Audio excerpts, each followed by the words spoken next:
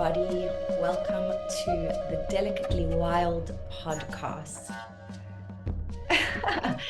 We're a bit disappointed. We're supposed to go live with this, but I am, in my imagination, imagining all of you guys watching, all of you guys.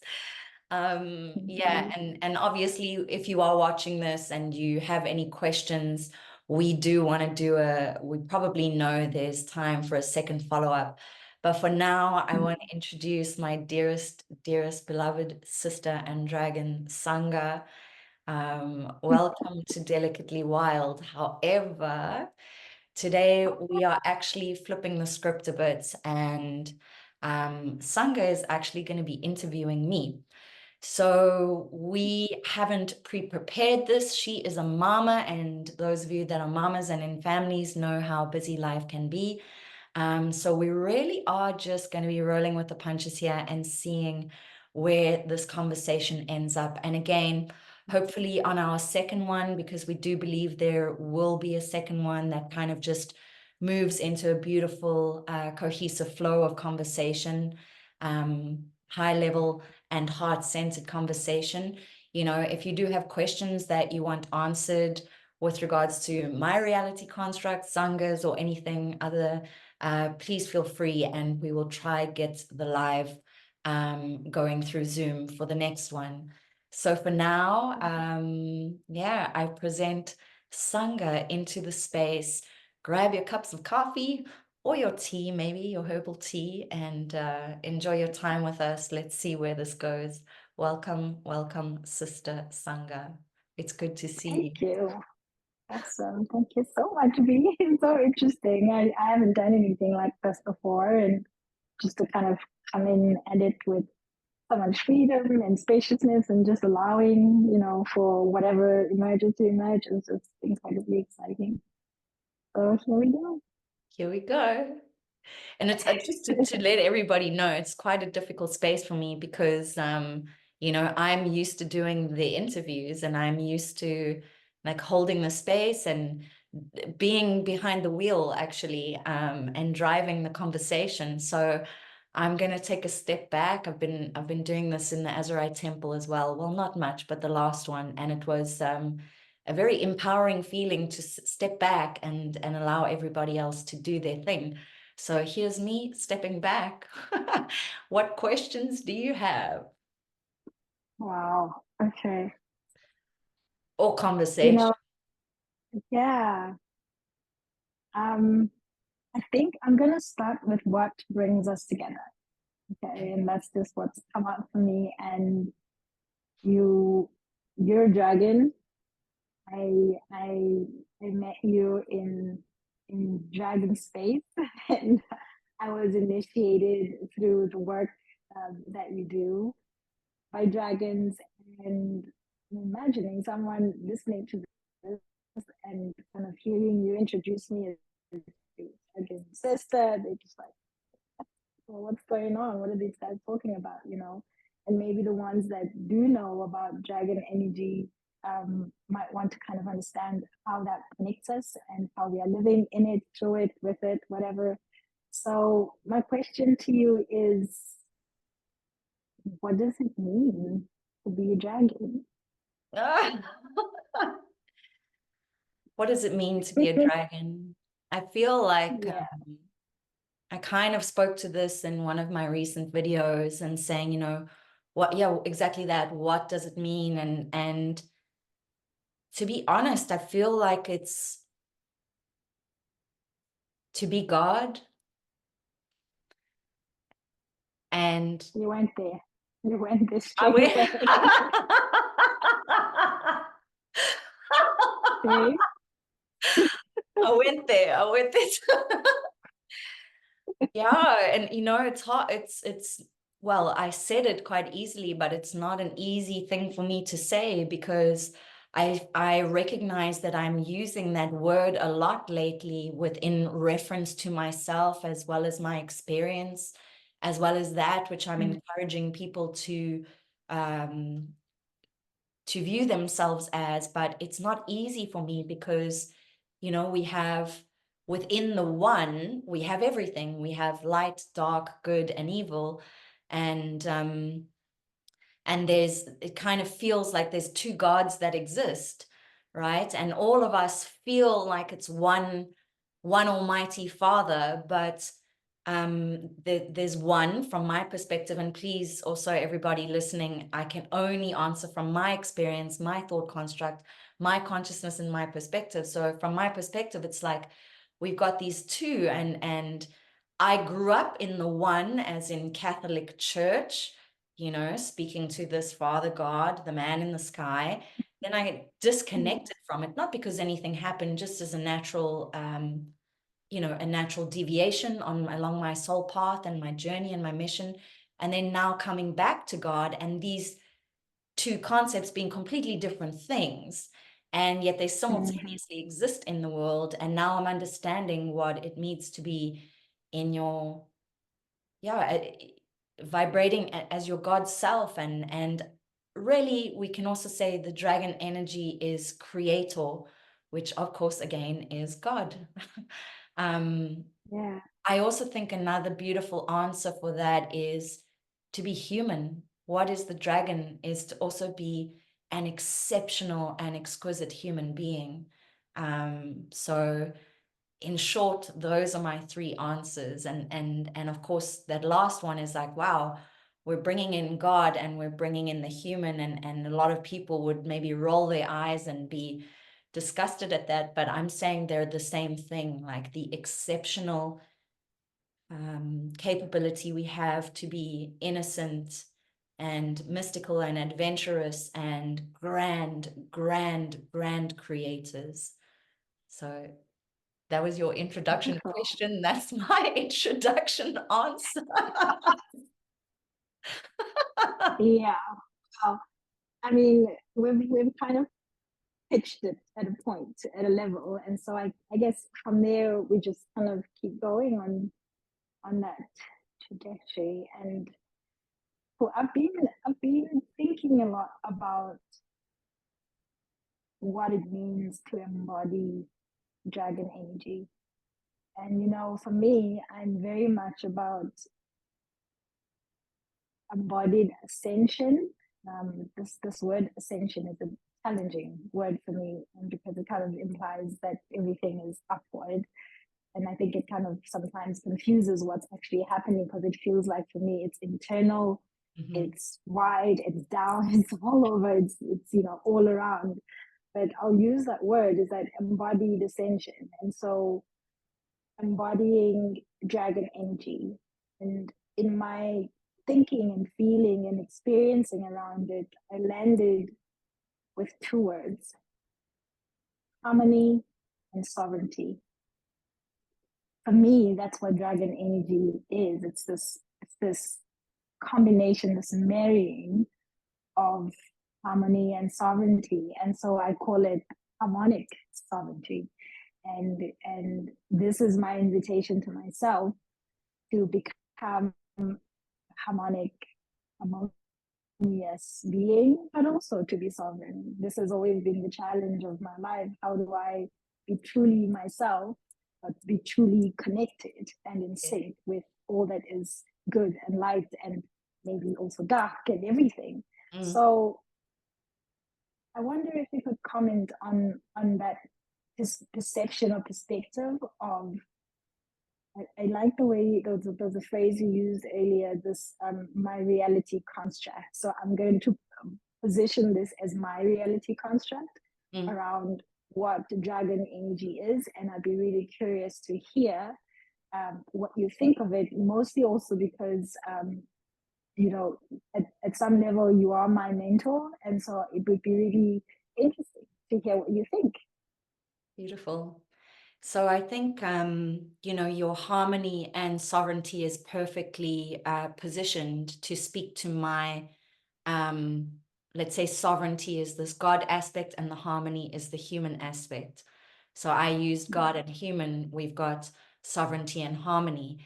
And I think what I'm really observing of the dragon energy as such, or this embodiment process of what we could view as a metaphor, right? So a dragon body, a whale body, a fucking huge piece of energy or information or data set that we are, like you say, experiencing in and around us, down and wide and through and everything, right? So it's like a data set, and so the sovereignty and the harmony, I think this harmony is such an important one, because if I'm going to use it related to what I've just said, this harmony being our human aspect of, particularly on what we call our spiritual path, we can really get fixated, and in this timeline now on planet Earth, a certain amount of commitment and dedication to the Christ light is required. But I mean, we have to feel into the word. What does fixation mean? And when does it turn into obsession? And when does it turn into righteousness that dehumanizes us, maybe, and actually takes our essence away of being that human? And if you're taking that away, then really, are you sovereign, or are you just living in a reality construct and a created world that your consciousness has created, and really bypassing all other human forms and all other human contact? And it's not easy. Some part of me feels like the God aspect is somewhat easier than the human aspect, and many people might say, well, that's an interesting point of view. Yeah, it actually feels like the God aspect is a little easier than the human aspect, and this is an interesting dilemma or opportunity for us to really sit in observation. And then obviously that brings us into humility. Because for me, I mean, let's speak to very human aspects. I will sometimes force myself to go out, and even if it's in a club or something, and to observe and to witness my potential judgment of those non-Krystic aspects coming through people, and how alcohol is still such a big thing that we depend on in order to have fun and connect. And so it doesn't matter where I am, I'm breaking down the illusionary veil that exists in all circumstances, and I'm seeing through it all. But I also want to be present and celebrate being on earth without being in constant judgment, and knowing of that which is in distortion, that which is a potential inversion, that which is disharmonious, that which is antichrist, satanic, or whatever, because it creeps up everywhere. And so I don't know if I've quite answered your question, but we'll flow from there. Yeah, I mean, as you were speaking, gosh, so many thoughts are going through my head, but I'm going to go with this one. Embodiment, integration. I feel like these things are either one thing or they work together. And when you talked about celebrating just being on earth and just being human and experiencing, whatever it is that is emerging in your reality as you are being human and also being God at the same time, that integration process for me, I like to talk from what I'm experiencing. So for me, I have found that it means surrendering or maybe suspending judgment. So not stepping, I'm going to call it a temptation, not stepping into the temptation of seeing certain things as good and seeing certain things as bad. Because this is my understanding of what integration is. Integration is about bringing the polarities together and being in a kind of very, as you call it, like a delicate wilderness, so to say, and Oh, being what? in this delicate wilderness, like delicately wild. So being Yes. in this space that you have to hold this really intricate balance. So how do you think your awareness of what you've just talked about, what is not Christic, what might be satanic, what might be version, is there a perception or a perspective one could take that says these are two sides of the same coin, light, dark? So one polarity, another polarity, and our work essentially is to bring it together, to integrate, to embody, to become harmonious. I'd love to hear your comment on that. How does that work, and how do you hold it in your body, these two polarities? And is that how you understand integration? Well, I think the easiest way to answer, and I believe you might smile at this answer, because it comes to simplicity, and sometimes that is the greatest lesson, is when we are really observing the ego, we come to all the answers. So if I, for example's sake, am in a human interaction, and that interaction is bringing up a display of polarities for me to witness, to observe, I feel like the ego is a great indicator of, obviously there needs to be a level of self-awareness that you know that you're in the ego if you're making a certain judgment surrounding your experience.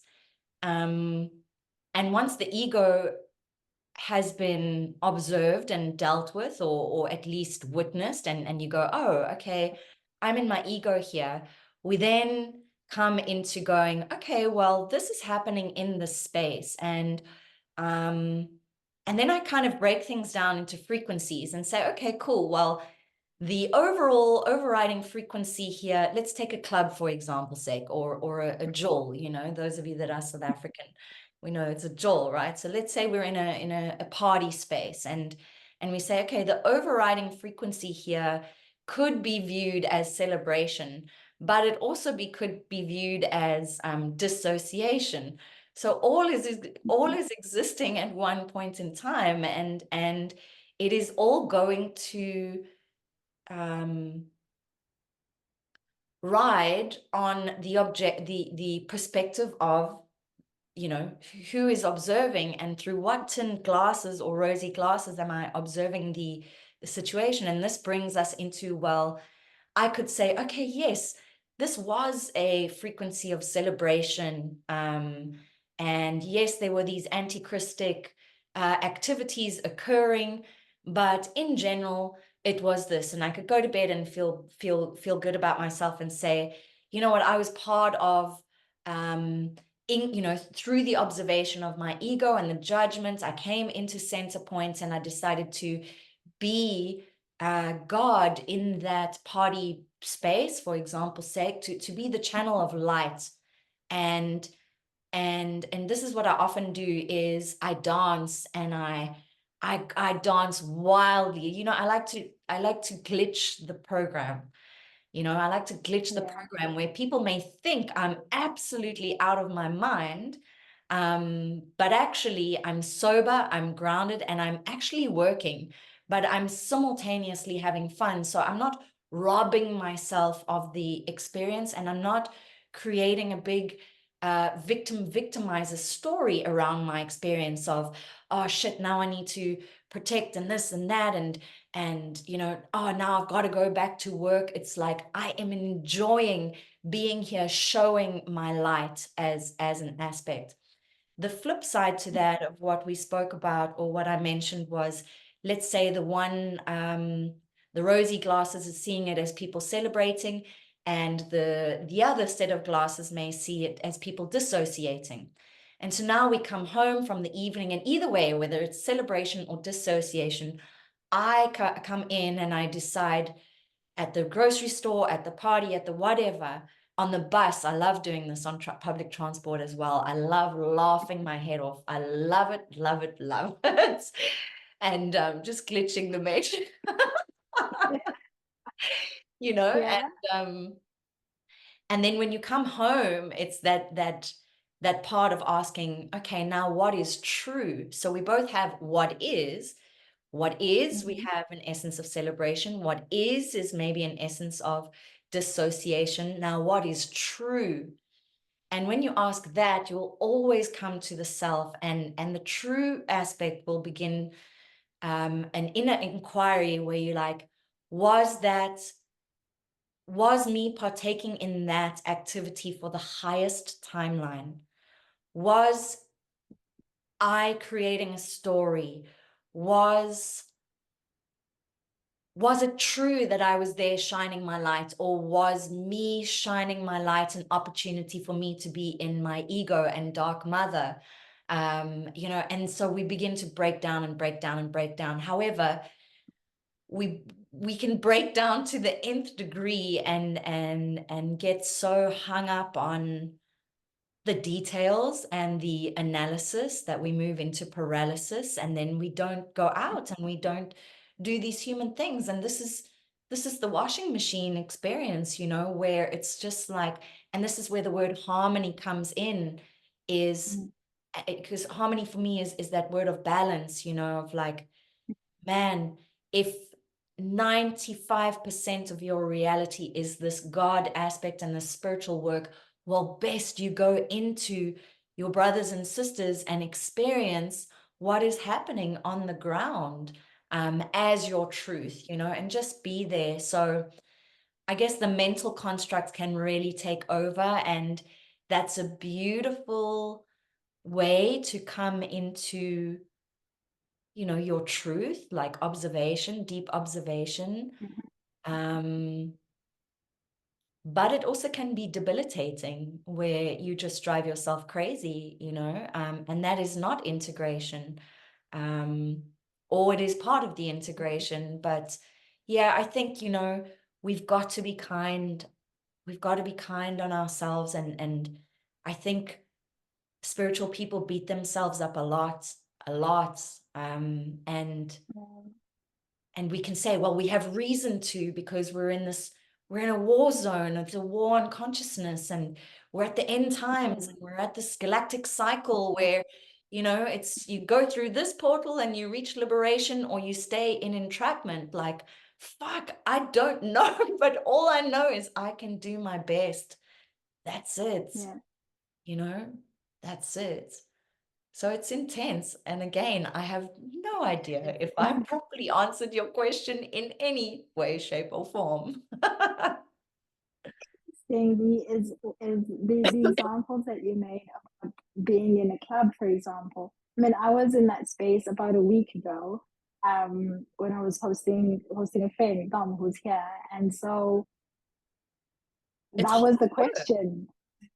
And when I was on that dance floor and I listened to the music, and I was like, don't think this is not music I would normally dance to. I mean, I don't go out because I even have a baby. It takes forever to kind of get anything done. But I got a chance to go out, and there I was. And these questions I was asking myself while I was on that dance floor. And this one thing that emerged for me was this phrase, like, listen for the heart of the mother, listen to the heart of the mother. And this is in the Yes. context of like intense, like beating music, drumming, all that Yes. kind of thing.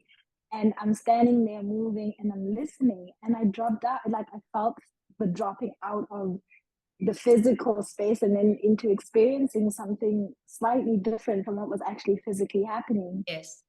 So I got the sense that just by being in those situations, in those spaces, there is an ability, a possibility to, I'm going to use the word transmute, whatever it is that one might perceive as, not Christic, Yes.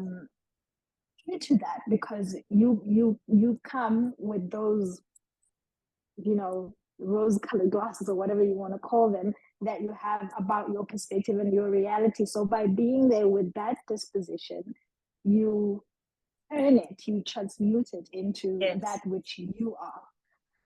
You know, and the And thing is, so, and this is why the energetics is so interesting, because being who we are and what we do, we know everybody on the dance floor where their energy's at, where their attention is at. And it can be a very, you know, spiritually practicing people are very powerful. You know, you can draw a lot of attention to yourself. And the process is, it's not, you're not dancing for you, you're dancing through, you know, it's like you're dancing for everybody, and you're returning energy back to its rightful owner, because the way you are and what you're radiating can really attract a lot. And that's not your reasoning, as in, but you may plant a seed in someone that when they go home, they're like, wow, that girl was dancing her heart out, but I never saw a drop of alcohol. I never saw this. I never saw that. And, you know, you leave this seeding, but you also don't want people to be feeding off of your energy.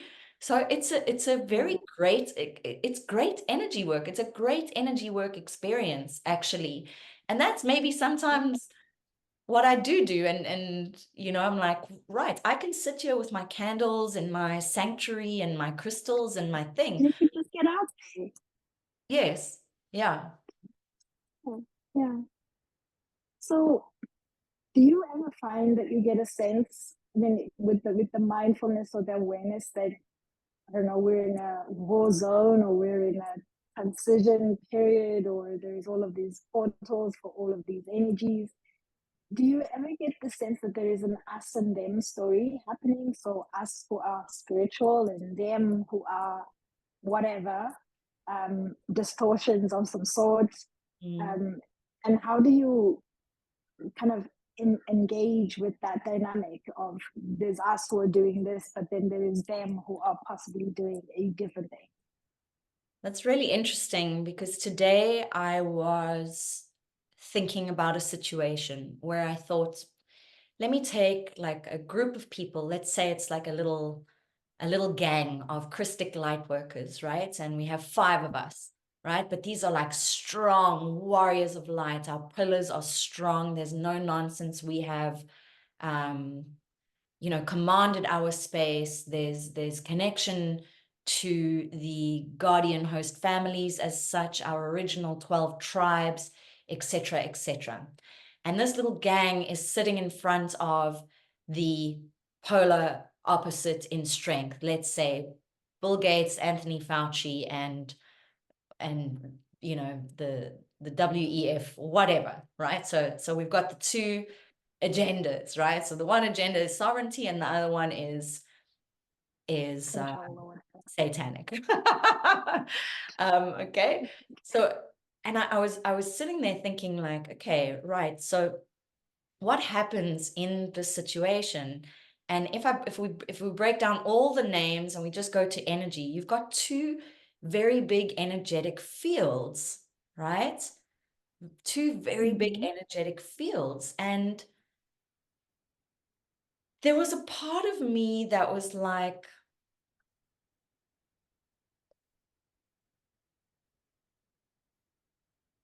as you can tell by my pause, I haven't quite finished the thought process with myself.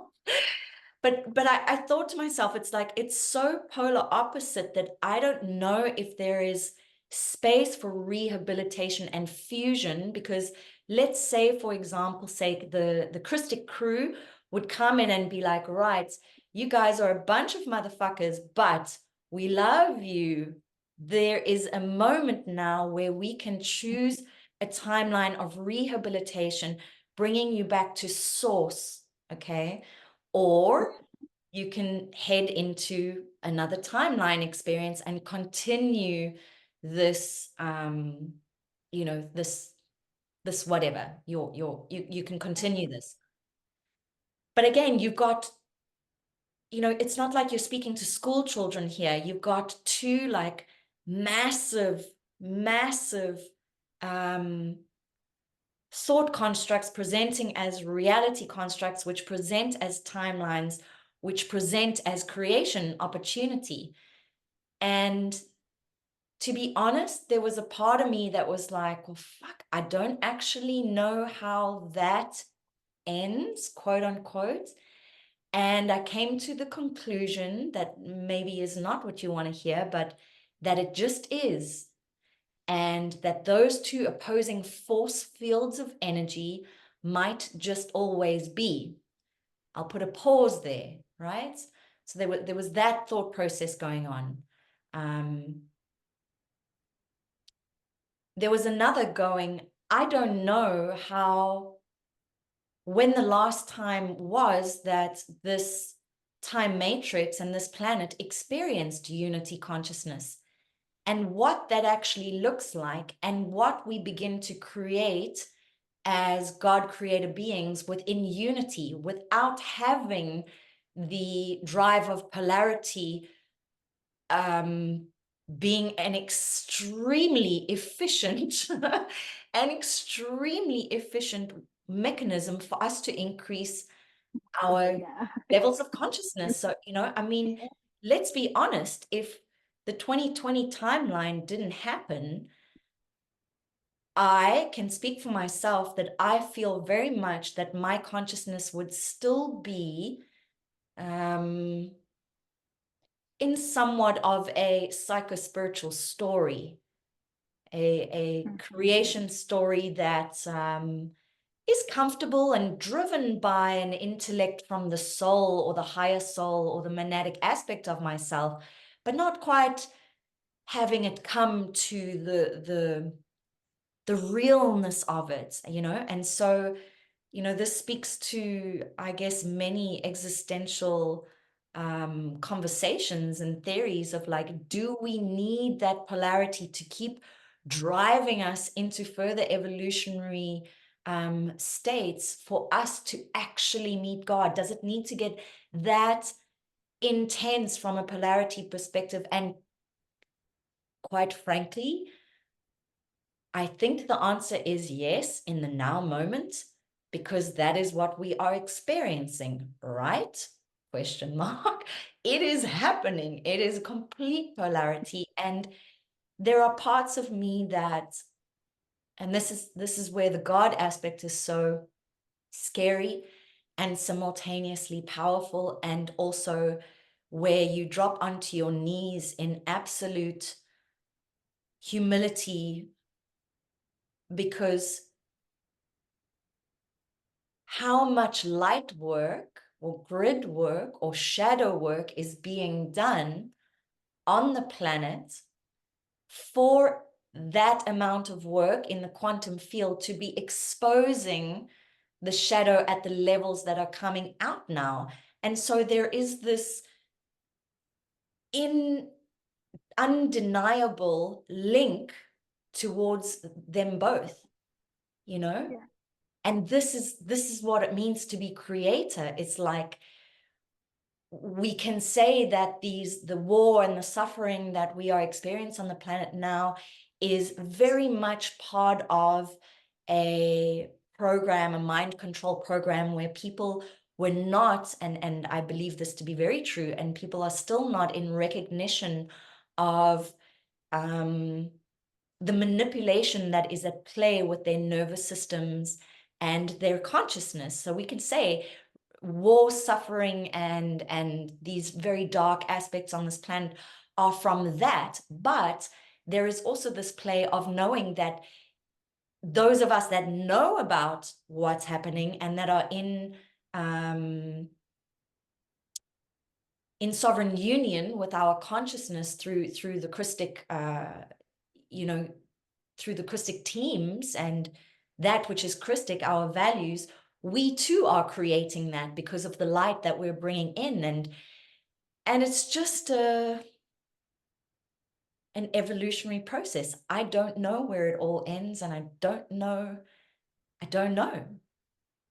I think it would be easier to say, oh, it would be nice if a meteor came. That would be easy for us as souls, just to be wiped off. Yeah. Way easy. Yeah. Okay. Well, so many questions are coming up for me, but one is, with all of the different, these two very powerful kind of energy spheres kind of whirling around each other and influencing things to either be positively polarized or negatively polarized, if I could use that terminology. What do you think is the tipping point? Because it does feel like this time is the tipping point, and things are starting to shift in a particular direction, quite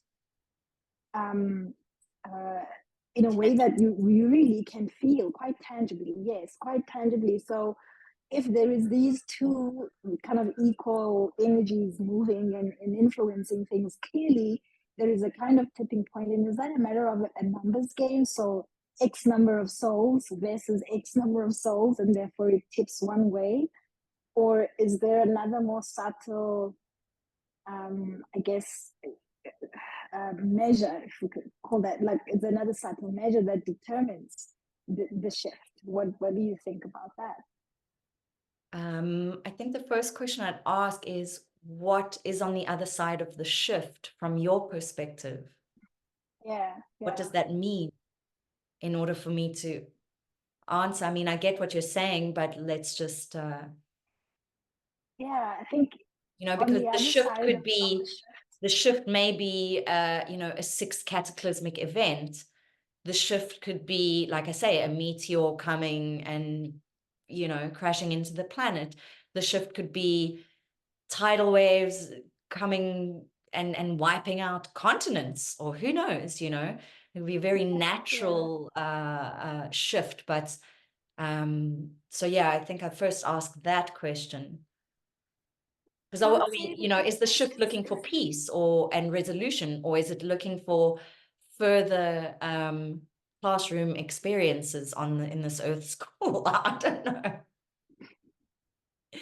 Very interesting. I mean, I think for me, from where I'm standing, because I think it becomes a very kind of individual soul thing about what you are perceiving the shift to be. And for me, it's kind of this ability to fully understand your multi-dimensional nature, and not just understand it, but access it, and be able to just fully live in the fullness of the original blueprint.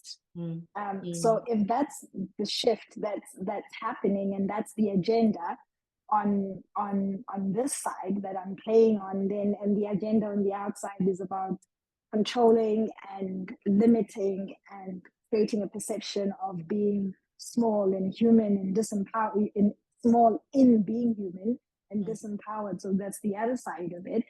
So does it become a matter of how many souls are for the shift towards complete rehabilitation, restoration to the full blueprint of the original kind of DNA, intention, design?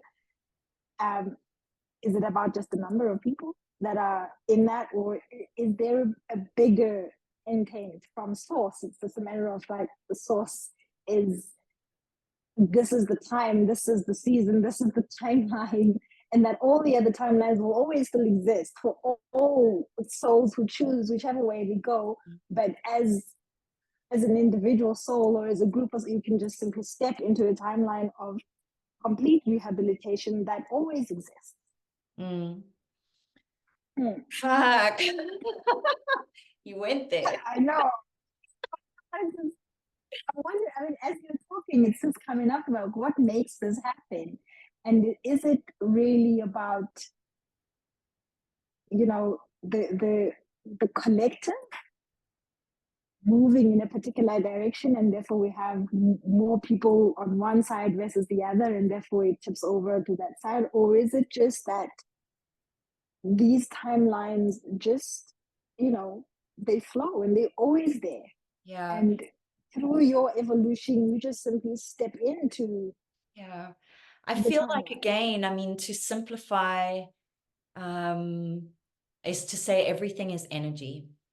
Everything is consciousness. And I think what you're asking is for us to speak of the details. How does this end? How do we end war and destruction and this and that? And how do we liberate, etc., etc.?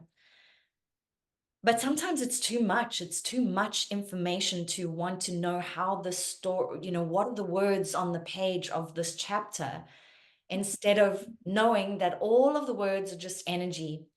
And I feel like so we come back to this harmony and sovereignty. I think the greatest way and the easiest or most practical, and maybe this is only cognitively speaking, of course, because everything is a conundrum when we when we look at creation as an energy or spirituality. But the easiest thing is to say everything is energy. And when I gave that scenario of, we have these two forces, and the one forces say, well, right, this is your time for rehabilitation. Do you want to go back to source or not? In actual fact, let's say that's one timeline of a reality. But in actual fact, what I think it is, and what I feel the solution is, to answer one part, is to not even have that conversation with them, to not even give it energy. I just feel like it's, and this is the deeply introspective processing that I've been going through with regards to the current war situation. And it's been deep, and I've been wanting to speak about it for a while, because as someone that is a spiritual teacher and guide and leader for many people, it's like, whoa, you haven't showed up and said a goddamn thing about this. Like, but you can come out and say, oh, you're magical, you're wonderful, you're this and that. And I go through deep processes with regards to this, and I'm looking up the history from a galactic perspective, from our current perspective, political perspective, this, that, and the next. And all of it, trust me, there's no bypassing happening. I'm just not publicly, I haven't been publicly ready to chat about it yet, but this kind of brings it in. And what I come down to is, I actually, with all the research and everything that I'm doing and feeling and going through, where do I end up afterwards? I don't have an answer. I don't have a golden nugget that gets me a get out of jail free card with regards to what people think of me publicly and this and that, and the right answer and the most Krystic answer. What I come to is accountability and responsibility of my time and energy. And that, was it worth my time and energy to go down that rabbit hole trying to figure out how to solve the polarity issue, or the agendas on the other side of my agenda? We also change our language a lot, where it's not mine, it just is, right? And so it comes down to the basis of energy, of like, was that worth my time and energy as an energetic being, where I could be vibrating another frequency and emitting something different into the field? And what does the field require now? It requires courage and actually peace and compassion. And so, it's so funny, because when you ask a question, it's never really just a question. It's these thoughts and these feelings and these ideas. And so I never know if I'm really answering, but consciousness is creation, and everything is energy. And like I say, if we have this battle of this and this, I just don't even want to give it my energy anymore. And I feel like that's something I've learned within medicine space, when we see the egos flaring up and all of that, you just don't feed it. You can be compassionate, and you don't have to say anything. You just resonate it. You resonate it. And of course comes our conundrum of now, our 90% sitting there in resonation, you know, these resonant frequencies of the Krystic frequencies, you know, or do we go down and buy a loaf of bread from the bakery, or, you know, so, or do we make a post about the war because we need to feel, you know, seen and heard, that we have this compassionate aspect in us. The thing is, again, I feel like when we step into unity consciousness, we have reached a point in our collective, where we can trust that our brothers and sisters are resonating at a certain frequency, have a sense of critical thinking, have respect for one another, etc., etc., etc., and that we are by birthright compassionate and empathic. And that just because we're not saying something, it doesn't mean that we're not, you know, experiencing it or resonating with it. And there was something else you mentioned. I don't want to. Oh, you know, I was also thinking of, like, does unity consciousness mean that we just have, you know, one big bubbling timeline of utopia? But every soul is at a different level. So you spoke about those timelines, and I just think, again, this is why we have to come to creation energy and understand creationism as consciousness itself. And from there, Bob's your uncle. I mean, anything is possible.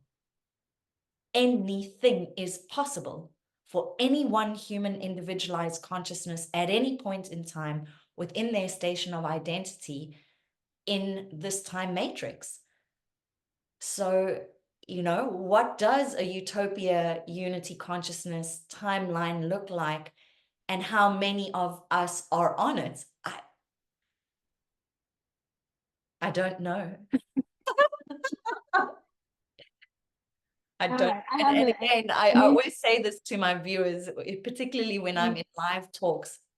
Most people go and listen to a talk or a podcast to learn something, but often people step away from these kind of conversations going, holy shit, I don't actually know. And you know what I want to just sympathize with or empathize with and be, you know, very human about is the capacity that we have to expand our consciousness is limitless.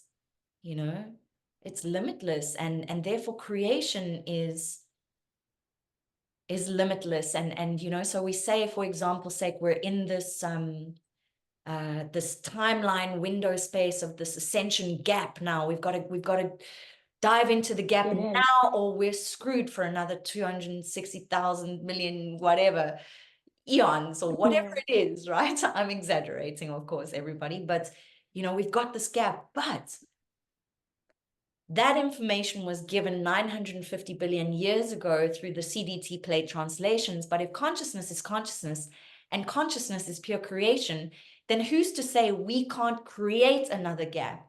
Who's to say that we can't create 7 more suns and abolish the moon? And I mean, this is it. This is it. And I, yeah, I'll stop there. You know, this is so crazy, but we can do it. We know how to do it, and we have connected with it, and we've kind of, you know, settled with being okay with being crazy like this. However, I often wonder, how accessible is all of this to just people, you know, to the majority of people?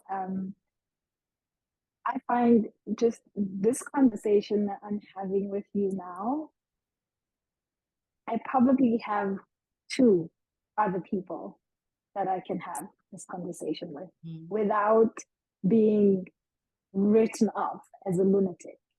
You know, like seriously crazy, take her to, you know, lunatic, get her out of here.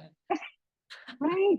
So I'm just is there, hmm, I sometimes get the feedback that the language is too complex. Mm, It's too, you know, high level and just not sufficiently grounded. Um, for me, when I have these conversations, it's not so much stuff I've read, it's more stuff I'm experiencing even in my body now as I speak to you. mm, And I often find that I do not have other words other than the words that I do use mm, to talk about the thing. mm, However, to be able to talk to that friend, that neighbor, that person in a way that reaches them or is accessible just seems impossible. And it just feels like this is a ride at some level for some people, for the elite, shall I say, in some way, that you've kind of stepped into this elitist space that is has the freedom to have these conversations. I mean, recently, someone said to me that I think Osho, they quoted Osho said something about, you know, poor people do not have the time to think about God and muse about whether or not he's in the sky or he's inside their heart. They're yeah, hungry, you yes, know? yeah, So here we are being human in a world that we understand is majority hungry people. And we are talking about ascension and timelines and taking the gap and energies that are able to create seven suns. I mean, what the fuck? Like, is this for people? Is this for like just people? Or is there something else going on? How come, you know, how come this is the way it is? Because most people end up in church spaces because this is a language that they've always heard and then they understand it. You know, they end up in all of these other environments where they can have conversations about spirituality that don't go nearly as far as this. However, they're okay there. Someone is serving them something that they need. And here we are saying here is the gap, here is the opportunity, but it's just not accessible to the majority of human beings. And how how do we connect? well, I think this is where again, it's so beautiful that this comes in all the time where I keep answering the simple answer is. So to the last question, I said the simple answer is everything is energy. The simple answer to this one is present moment, Mhm. right?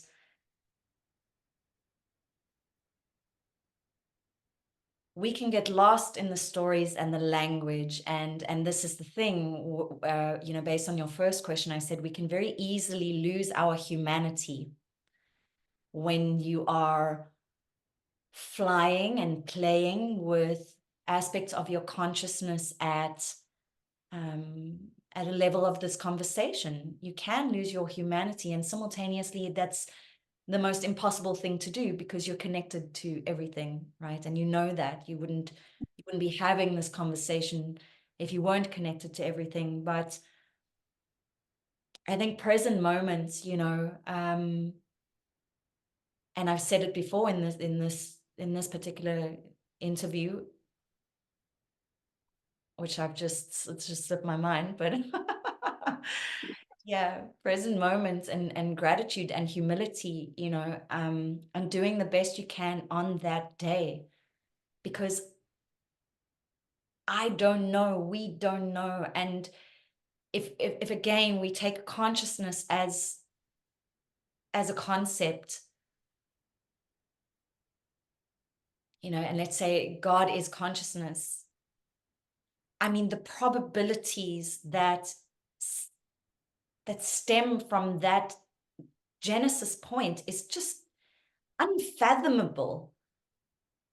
And we can move into this quantum physics space and have passionate desire and intrigue around research in certain topics and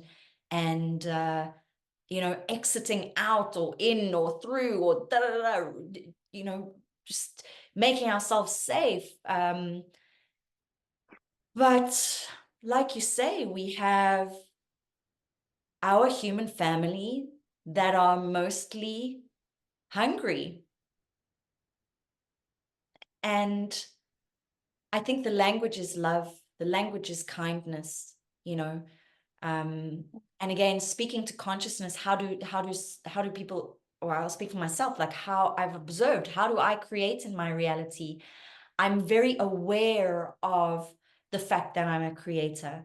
I'm very aware of those who I am capable of assisting and those who come into my space. I'm very trusting of the multitude of multifaceted frequencies and skill sets that is the mycelial network of individualized consciousness within and on this planet that will attract exactly what it needs to the people that it needs to. And so help or humanitarian aid or merely a smile is around every corner. And I don't need to worry that it's my responsibility to be on the ground, so to speak. But like I say, when I'm on the bus and in public spaces, I'm on the ground and I will be kind and I will try and light up a smile on someone's face. I'll do my best, but I'm also not here to be in martyrdom or rescue mode. And so I need to stand in a certain degree of empowered state of being, so that that vibration is felt and that it is remembered in the blueprint of others that are feeling disempowered, and again to trust in the universal laws. So that language which I speak and that which I resonate will attract exactly who it's meant to within my field and my construct that I'm creating. And I'm very aware of this, and I cannot guilt myself or shame myself into feeling, well, why aren't I doing this at ground-based level for these people, da, da, da. Because I can guarantee you it is being done. And through this filtration system that is the mycelial, I can only trust that I'm doing my best, and that, again, the frequency that I'm emitting by consciously participating in a certain way within a certain language dynamic is how I wish to play in this reality, and that I truly and truly sincerely feel that participating in this manner is constructing and creating a timeline or a world or a reality that is more peaceful, has less conflict, and that people can tap into that. And so I really focus on that pure creator energy, and that's how, that's how I can answer that question. Being the change you wish to be and see, Yeah. And through all of the conversation, because I don't think I've been asking questions, I've just kind of been sharing thoughts and we bounce back and forth. But you've talked about creationism energy, and maybe this is the first question I'll ask you. What is creationism energy? What is creationism energy? Yes. Okay. I feel like this is, hold on. I'm not pausing because I'm thinking, I'm just dropping in, everybody, just so you know.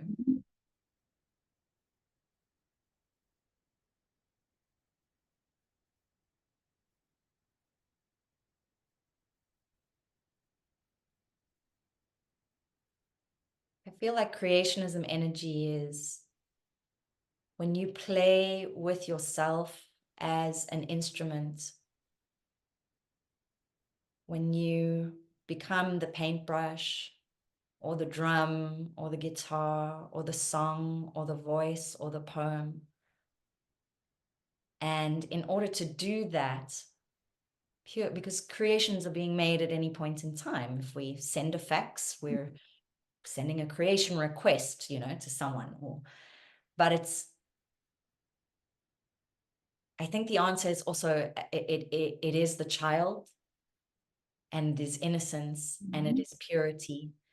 And we can watch children, or maybe, I don't have a lot of children in my space, and I hope that my imagination still holds a strong resonant field to that which I think of children playing and watching the butterflies and observing leaves falling, and how they ask a million questions. Why does this happen? Why does that happen? Da, da, da, da, da.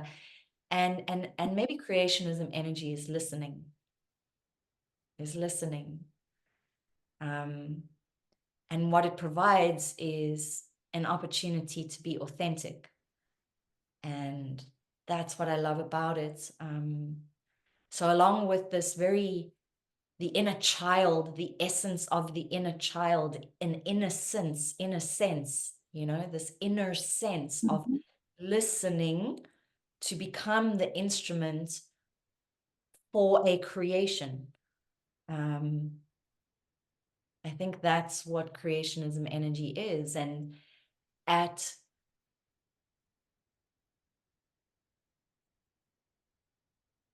in the very mystical space,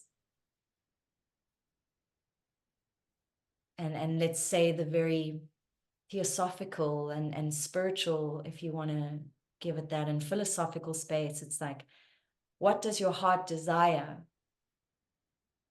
Because if you are a very dark energy and have a dark mind, you can create a truck ton of chaos around you, and people do. But if you've got that innocent, childlike heart, what would we create? What would we create, And if you've got the, archetype of the master moving through you, what are you going to create? Are you going to create a star system? Are you going to create a world? Are you going to create a new species? And I know that sounds crazy and ridiculous, but while I was speaking this, I had this memory / story that I want to share of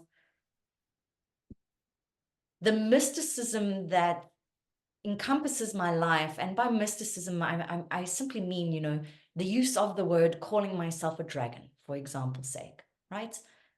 A lot of adult human beings would not be calling themselves that. So, how did I get to this point is through the same creationism energy of how I started my path, was this belief. And creationism energy is also going to be dictated by a set of belief systems, right? And I think through every answer I've given, you can tell that my mind takes all these parts into consideration. I'm like, well, that works and that works and that, and this is dictated by this, and it's all interlinked. But I wanted to say, my beginning days of how did I get to this dragon state is the first belief system was, I believe in the unseen.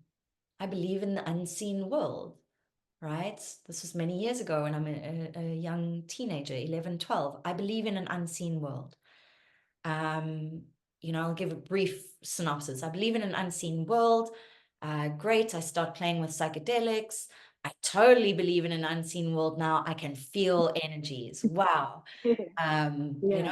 And cool, I want to go into this work. Shit, what set of belief systems are running at this point in time? Okay, cool. I really want to make sure that people are safe in my space. Awesome. So I'm going to create this grid system in and around this space. What does that mean? At this point, I don't know. I just know it's coming from here. That's all I know. And I have to trust in that, because I have to trust it, and that's it. And so it is created. And then I always think back to these aspects of, cool, we can say, yeah, I've always believed in aliens, and yes, I believe in mermaids and dragons, but when it comes into your reality field, there's a cognitive dissonance that occurs, and you know, and then I start having these experiences, and obviously I do shamanic work, so I'm entering into other worlds and fields, or we're bridging, or whatever you want to call it. But you know, and then someone saying, oh, you know, this one's got an alien friend, and this one, and the you know, I've had incredible experiences with souls on this planet. So you know, and it just keeps expanding and expanding, and within the conversations I've had with human people, I mean, there's been angels, there's been dragons, there are ETs, there are fucking spaceships, there's secret, there's just everything, everything. And so this is creationism energy, and this is why creationism energy from the heart of the innocence, from the child, I feel is so potent, because if you have the capacity to create anything at any point in time, which you do, if you understand the law of mentalism, right? We're creating it all. Then that's when we shuffle into an aspect of accountability and God-like respect and honor for being that creator. Mm-hmm. Yeah. Because I think from this God aspect, I am certainly at this point recognizing that everything in my reality I've created. So as individual, and then I go, oh, wow, look at what we have created as collective. Somewhat of a shit show. Mm-hmm. And we have to start taking accountability for that. And you have to see yourself as creator. And maybe, you know, speaking to your previous question of how do we speak to those that are going to church and having different conversations, you know, not at this, you know, this quantum level, but it's about empowerment. So, you know, maybe if they're at that church level, we can say, hey, you know, people say, Jesus saved my life. We say, well, that's a belief system, but you did. You did. You did. Just keep bringing it back into the self, I think is very important as creator. And it's tricky. It's a tricky concept, you know. Maybe I speak very fluidly about it because I don't stop thinking about it, because that's my reality, but it is tricky. Yeah. It's tricky to know that you Yes. created it all. Well, it takes some, I'm gonna say guts.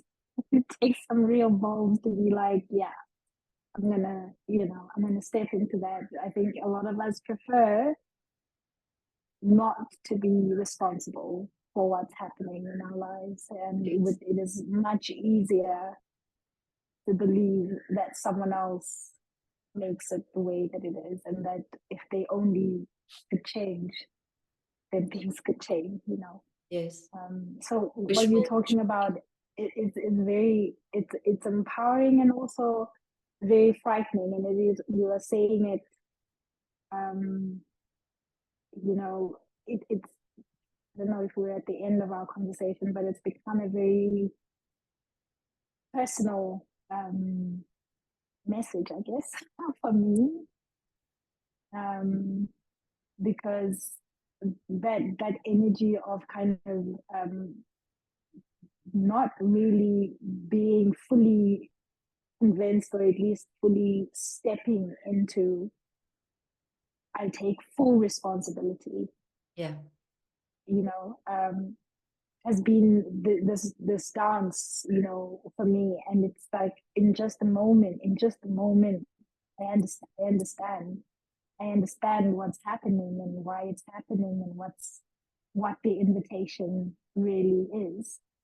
And from that point of view, I feel even the hungriest person on earth, that this particular message, however one can phrase it, gets to the heart of it. You know, it gets to the heart of it, and it's language that anyone can understand. So it's just kind of been a moment for me there. So I'm really grateful for that. And I think it's something I still need to sit with. But yes, I've heard it lots of times, but it's as if I'm hearing it Yeah. again for the first time. That's what Yeah. I say. That's why I say it is tricky, and maybe it flows off of my tongue quite easily. And like I say, because that's my work to sit in, or not my work, that is how I wish to spend my time, and my, it's how I wish to play with my consciousness, you know. But it's like, what is creation? Let's go to sex. What is creation is children as well. It's that portal of the mother. You know, what is creation? It's children. What is creation is life, force, energy. And we can say sex, right? Or love, or sexual acts. And this, I think, brings it home. Is like, if we are frivolously moving from partner to partner, what are you creating? What are you creating through the most sacred portal structures within the body that represent, you know, aspects of the universe? So we've got microcosm, macrocosm. What are we doing there? So yeah, I mean, what to answer what is creation?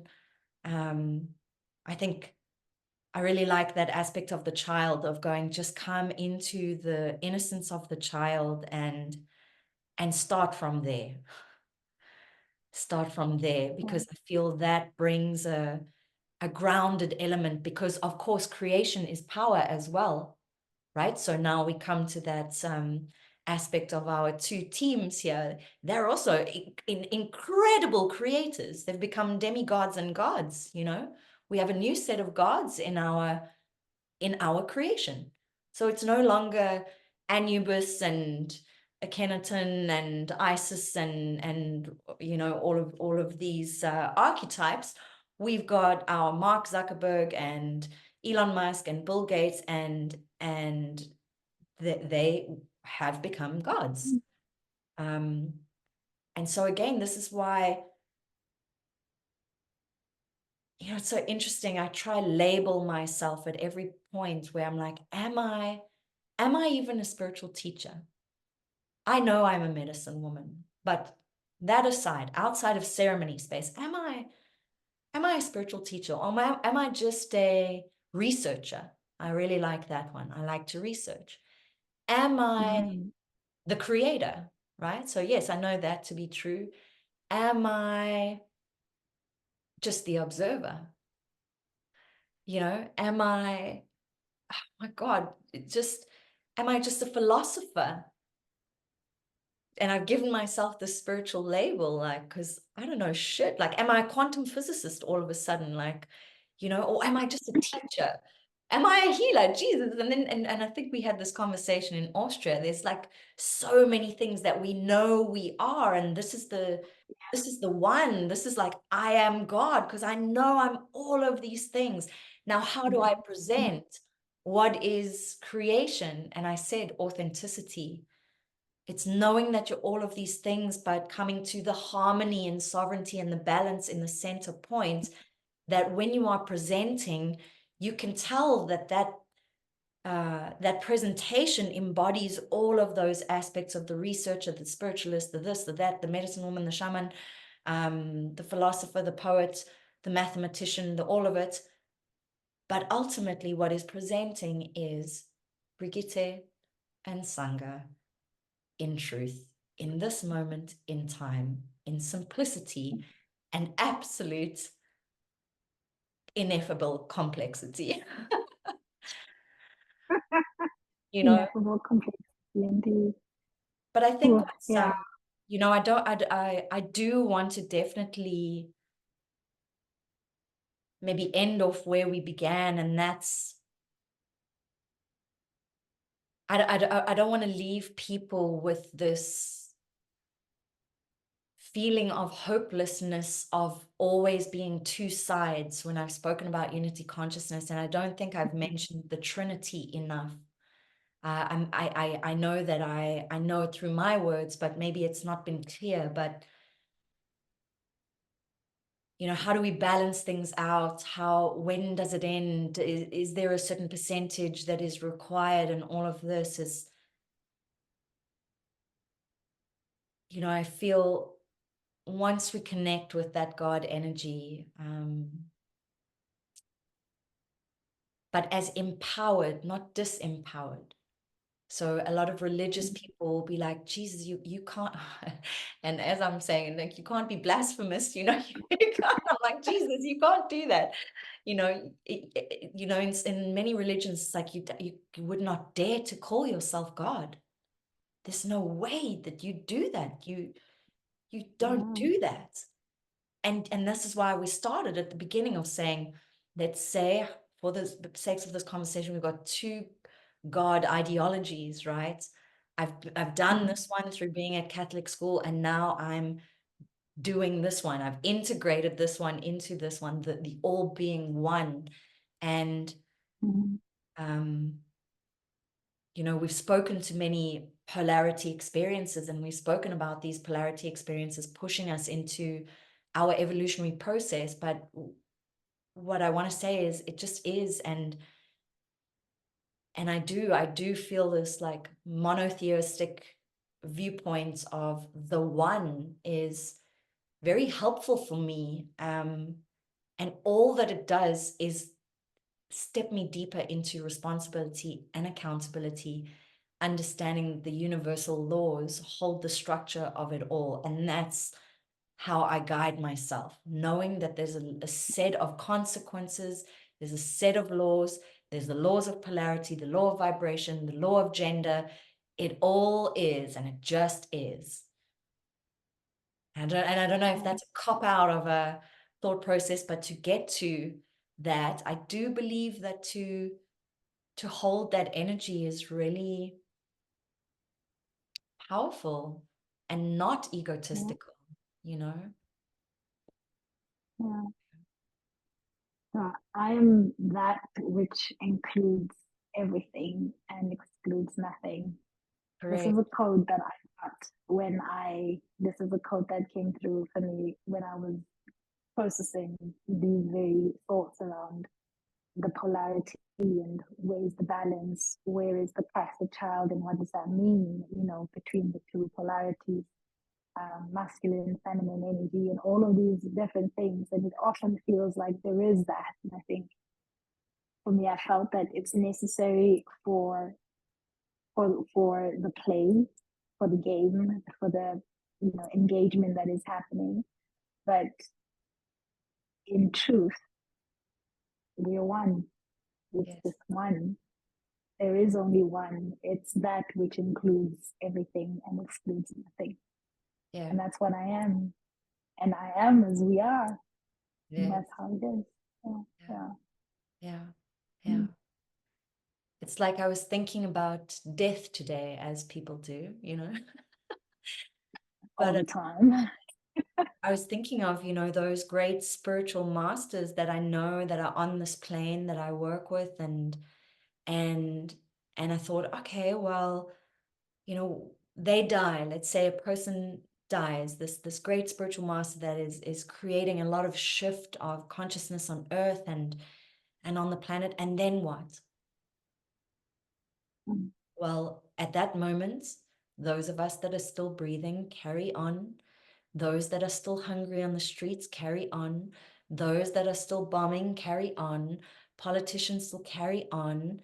And I mean, I think it's just so much information that we've just sometimes, or all the time, got to just come to humility. We are it all.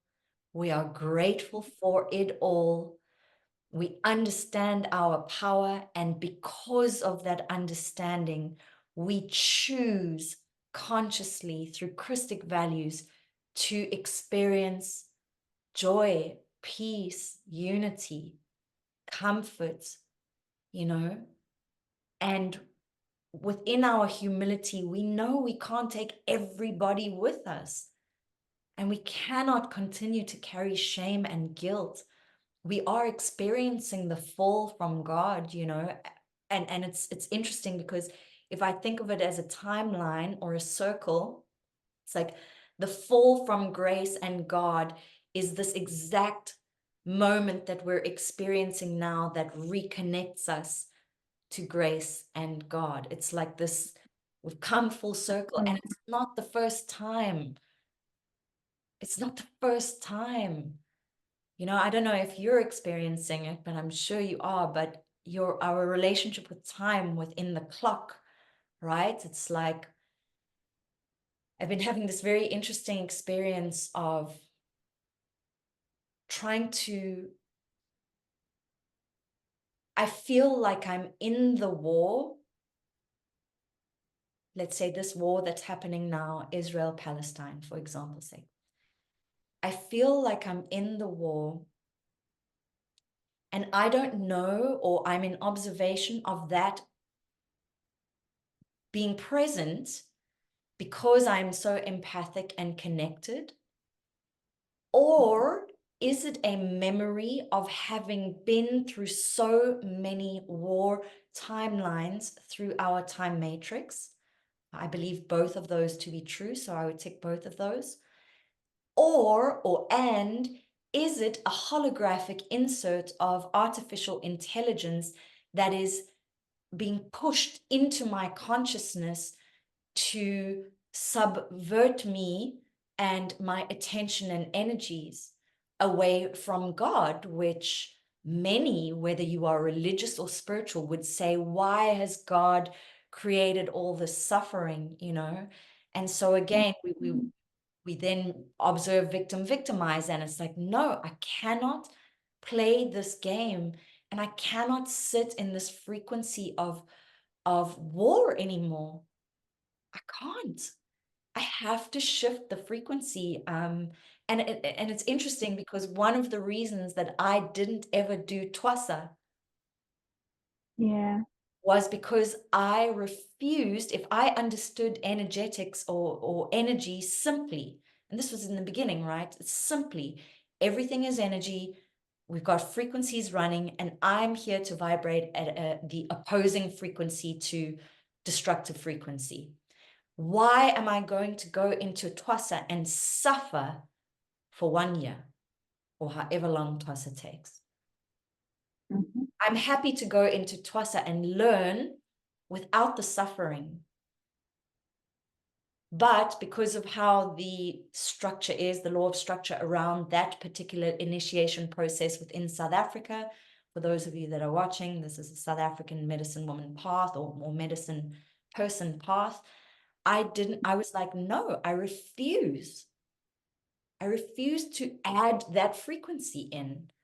And we can also look at it as quite narcissistic, because it's like, well, one little person feels and thinks that they have so much capacity to shift a frequency just through their own little consciousness and their little body. And as narcissistic as that sounds, it is my true belief that as the one making a stand to not add to that frequency is what's brought me to a beautiful space on my path, and a space where I truly, and most often than not, do feel liberated, do feel sovereign, and I do feel free as much as is possible. And it's because of my consciousness.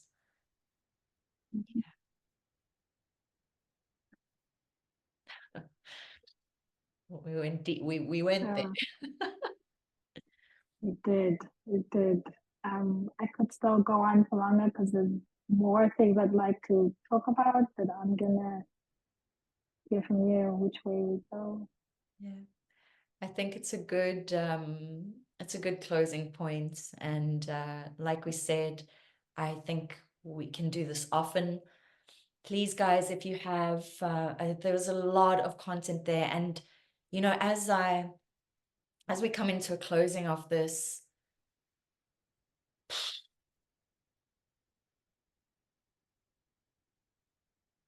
I guess I just sit with the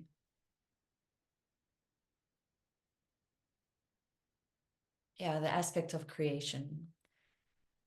and certain fear moves through me of like, oh wow, we're gonna post this, and oh wow, here it is, talking about it all, and finally having spoken about the war and things, and knowing that I may trigger, and I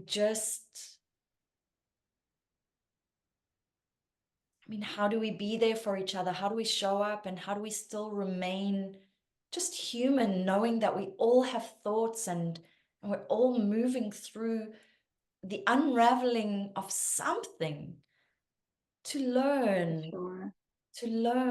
and I know Sanga's heart, and I know my heart, and we hope, I mean, we laughed earlier and said you may drop out of this and be like, I am Just confused, right? And it's not our intention to confuse, but it is to entice and excite. Enticement without superimposition and without manipulation, but to entice and excite with regards to basically the last statement I've made of, is it narcissistic, or are you really that powerful? And I really, really believe we are, based on the experiences I've had with Sanga. Like, I mean, we can go into that in another chat, you know, what happens when you feel that energy coming through your body, because I guess in a way that is just undeniable. it's And undeniable. you need no validation. You know what you know, and it's enough. Yeah. Yeah. My dearest sister, thank you. So to everyone watching, we look forward to another one. Yeah, just send you Yeah. many blessings in Thank this you. very exquisite and unique time. And oh, yaki atarai tiliaki. That's not what I wanted to do, but it just came through. But what I wanted to say was just breathe.